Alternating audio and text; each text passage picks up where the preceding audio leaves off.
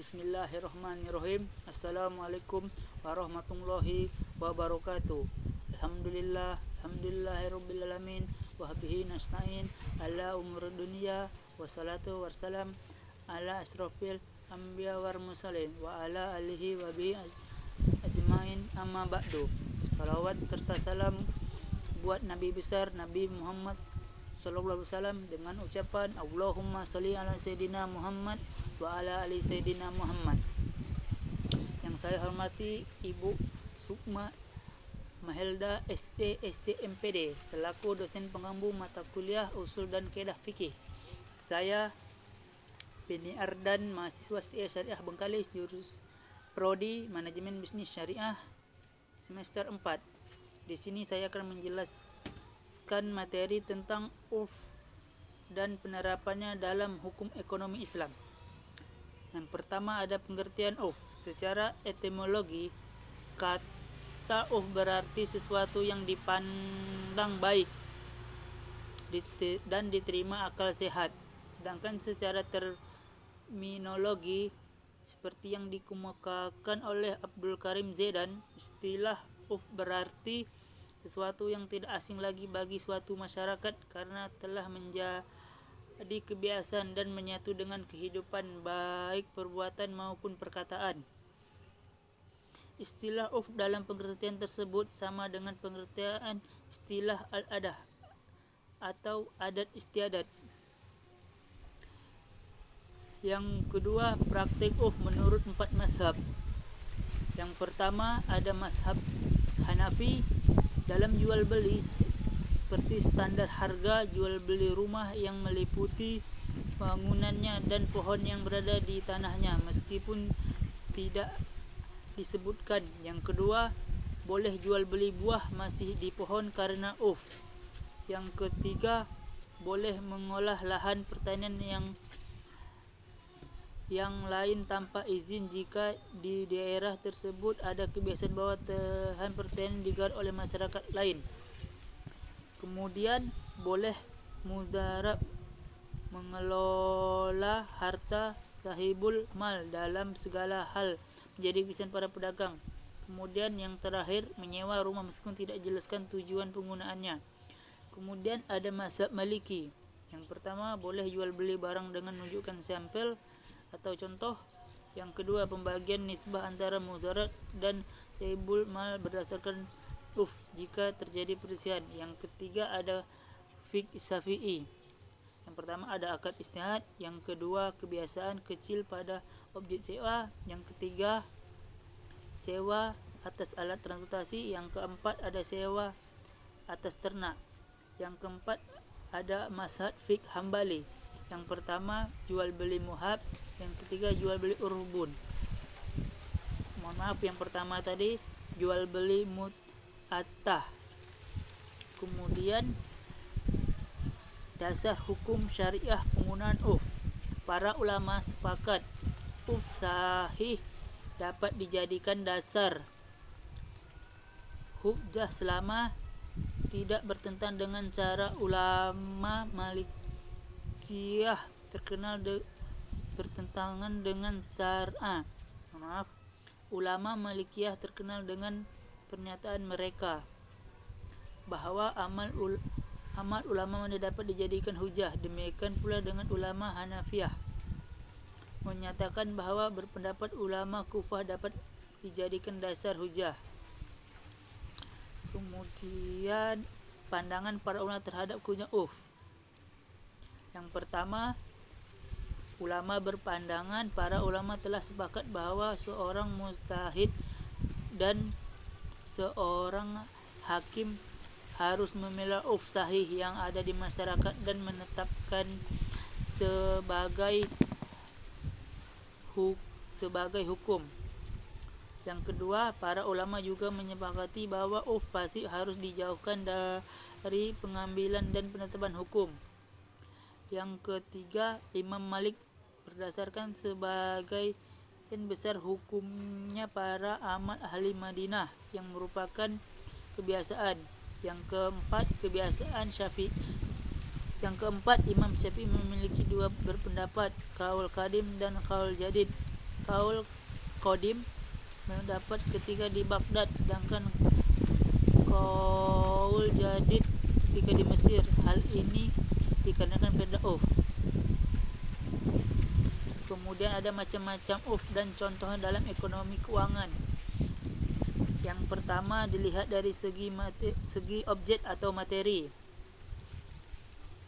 Yang pertama ada Auf Qauli, adalah kebiasaan pada lafaz atau ucapan. Contohnya, seorang pedagang melafazkan daging di Padang hanya daging sapi. Bila seorang mendatangi penjual tersebut dan berkata, "Saya beli daging 1 kilo," sedangkan penjual daging memiliki jualan daging lainnya seperti daging ayam, daging bebek, daging ikan, maka yang dimaksud adalah daging sapi. Kemudian contoh yang kedua, kereta. Misalnya seorang bernazar, "Jika saya lulus S2, saya akan menyerahkan kereta saya kepada yatim piatu." Akibat hukum nazar seseorang tergantung adat atau daerahnya. Misalnya di Malaysia yang dikatakan kereta adalah mobil, sedangkan di Sumatera dikatakan di kereta adalah motor, sedangkan di Jawa dikatakan kereta adalah kereta api. Kemudian macam-macam Auf yang dari segi objek materinya. Yang kedua adalah Auf fi'li, adalah kebiasaan pada perbuatan. Contoh yang pertama, kebiasaan pemilik toko mengantarkan barang belian yang berat besar ke rumah pembeli seperti lemari, kursi, peralatan rumah lainnya tanpa dibebani biaya. Kemudian kebiasaan menerapkan proteksi asuransi pada pembiayaan. Contoh yang terakhir, kebiasaan meminta anggunan pada pembiayaan di bank syariah. Kemudian macam-macam Auf dari segi cakupan. Yang pertama ada Auf am, dalam kebiasaan yang berlaku secara luas di seluruh masyarakat dan daerah. Contoh, kebiasaan menerapkan proteksi asuransi pada pembiayaan bank berlaku di suatu Indonesia bahkan dunia. Kebiasaan garansi membeli suatu barang elektronik ini juga berlaku di mana-mana.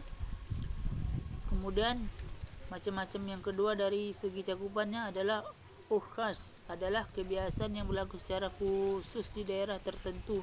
Contoh, kebiasaan membeli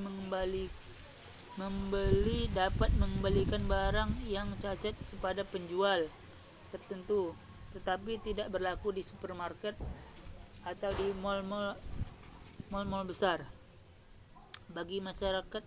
Kemudian bagi masyarakat tertentu, pengguna kata budak merendahkan, tetapi bagi masyarakat Melayu asahan, kata budak berarti anak kecil. Kemudian macam-macam Auf dari segi baik buruk atau keabsahan. Yang pertama ada Auf sahih, adalah adat berulang-ulang dilakukan, diterima oleh orang banyak, tidak bertentangan dengan syariah, sopan santun dan budaya. Yang pertama ada acara halal bihalal atau silaturahmi di hari raya. Adanya garansi pembelian barang elektronik, kendaraan dan lain-lainnya. Memproteksi setiap pembayaran dengan asuransi syariah. Kegiatan MTQ, jual beli mutahah, warabah, ML syariah dan lain-lain sebagainya. Kemudian ada yang kedua, Auf sasid, adalah adat biasaan yang berulang-ulang tetapi bertentangan dengan syariah Islam. Contohnya menyuap untuk lulus PNS, Polri, TNI dan sebagainya. Menyuap pejabat seperti falas kredit dengan sistem bunga bank riba, market trading, judi di pusat-pusat hiburan dan lain-lain sebagainya. Syarat-syarat Auf biasa diterima sebagai dalil syarah. Yang pertama, itu harus berlaku secara umum dalam mayoritas kalangan masyarakat dan berlaku dianut oleh mayoritas masyarakat tersebut, baik itu dalam bentuk praktik perkataan umum dan khusus. Yang kedua, memang telah bermasyarakat sebelumnya. Yang ketiga, tidak bertentangan dengan apa yang diungkapkan secara jelas dalam suatu transaksi. Seperti apabila dalam suatu transaksi dikatakan secara jelas bahwa si pembeli akan membayar uang kirim barang, sementara yang berlaku adalah si penjual yang menanggung ongkos kirim, maka dalam kasus seperti ini tidak berlaku. Kemudian ada yang keempat, tidak bertentangan dengan nas, sehingga menyebabkan hukum yang dikandang nas tersebut tidak bisa diterapkan. Seperti ini tidak dapat dijadikan dalil kehujahan. Baru bisa diterima apabila nas hukum masa yang dihadapi. Yang keenam, telah eksis pada masa itu, bukan muncul kemudian. Yang terakhir, tidak bertentangan dengan syarat-syarat yang dibuat dengan tidak bertentangan dengan syariat yang dibuat dalam transaksi. Demikianlah pembahasan tentang dan tentang Demikianlah, apabila ada salah-salah kata mohon dimaafkan. Taufiq wal hidayah. Wassalamualaikum warahmatullahi wabarakatuh. Terima kasih.